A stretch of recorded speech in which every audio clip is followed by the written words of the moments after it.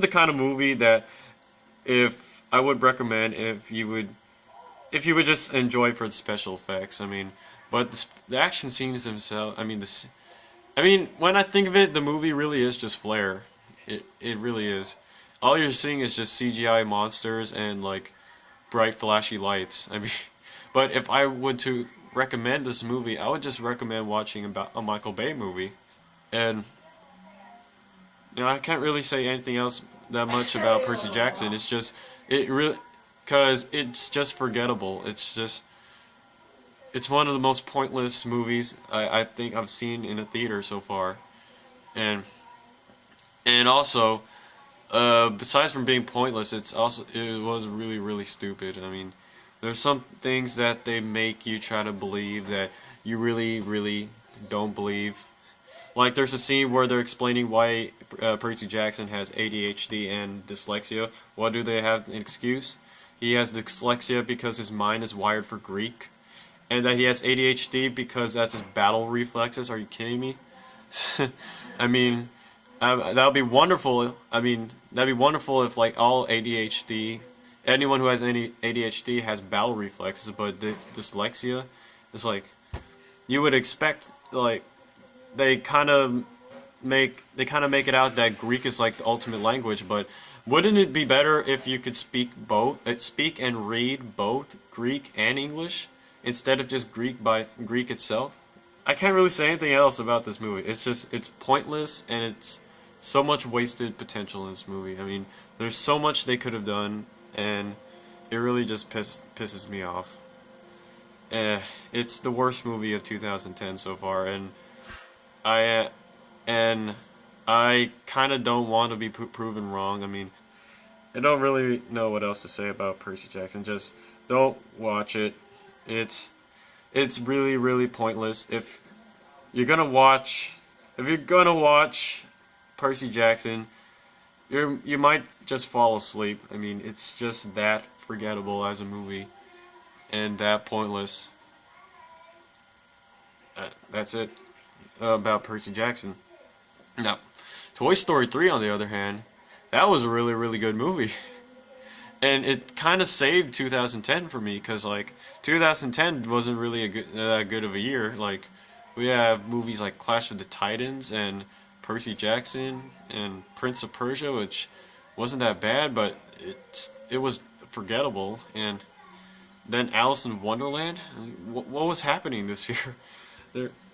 I mean, last year we had a lot of good movies, but I don't even know. It's just, but Toy Story 3 really did save it. Toy Story 3, because people have been calling it the best of the trilogy, and I really do have to agree.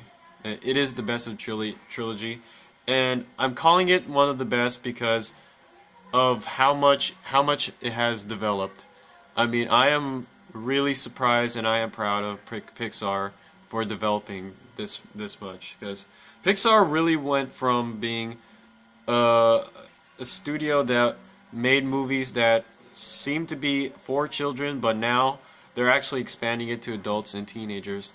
Because lately, if you notice in their movies, the themes that they're picking are actually a little darker than what Disney would go.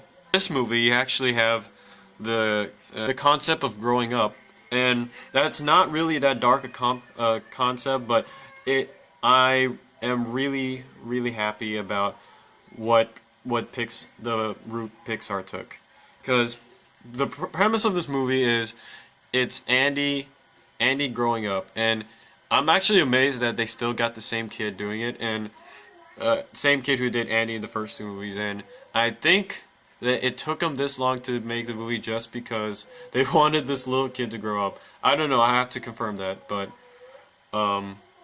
anyways, the reason why this movie really stands out is just they took the theme and they really just focused on it. They really developed it in a way that that teenagers and that maybe even kids will understand it. I don't know. It's just so crap.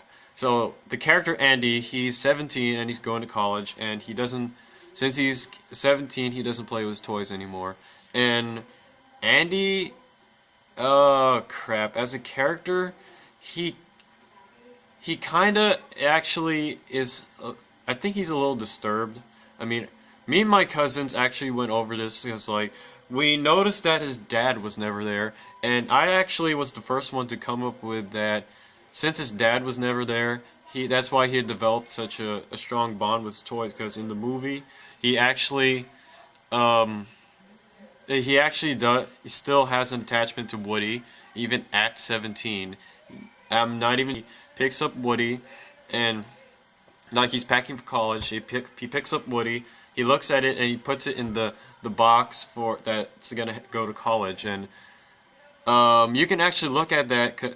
And Pixar actually confirmed that Andy doesn't have a father, so you can actually look at that as Andy did not grow up with a father. That's why he grew up with his toys. And when you think of it, that's a little dark. That's a little dark. But then that's what I'm going at. This movie is really dark. I mean, it's not like that dark, but it is dark. I can't really explain it that well because I love the dark, but I love the dark take on this in Toy Story 3 because it really shows just how far Pixar has developed as a company. The ending of this movie where it shows Andy playing with his toys one last time, that scene was just beautiful. That scene was just beautiful in my opinion because it was like that scene right there was meant to symbolize like the final transition. I mean, the one final time as a child before finally moving on to adulthood, and it's just beautiful. It's kind of like an art house clip. I mean, I don't really like art house films, but I'm gonna call that scene a little bit artsy because it's just Andy, like, there's no dialogue playing. It's just him playing with his toys with this little girl. He's playing with this little girl. And while the clip's playing, like, this really melodramatic song's playing. And it's, like, the most mainstream art house clip I think I've seen so far. Nothing else to say. It's just, watch this movie. I recommend this movie because I don't know anyone who would not recommend this movie. It's just, everyone. It's like this movie is the result of like everyone put their effort into this. Everyone like you can really tell they put effort into their last final Toy Story movie because I think this is the last final one because I don't know any possible way they can make a Toy Story 4 because this movie wrapped up everything because I really don't know what they're gonna do with Toy Story 4. I mean, like some people might say they can continue on with the little girl, but little Bonnie. I mean, I don't think they should. I mean, that's just gonna be like Toy Story 1 all over again. I mean, okay, not all over again. They would have to bring in a new toy, but they really shouldn't make a Toy Story 4 because this was a good ending. This is how to end your franchise right here. They went out of their way to make this one of the best, to make it their best effort, and it shows because it's one of the strongest writing I've seen in a movie so far.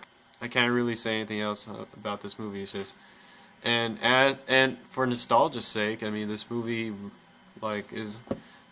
really hit everyone nostalgically, whatever. I don't know. I don't know if that's a word. I mean, like I think a part of what of the writing that went into this movie, it also went into like since Andy's growing up, they have to also make the movie about the audience because we were kids when we first saw the first two, so we're also grown up.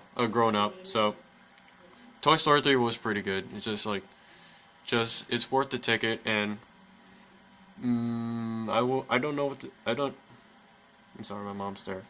I don't know if you should buy the 3D ticket though. It's like I'm going to insult the 3D a little bit here because I admit the movie was really good, but I didn't really get that much 3D.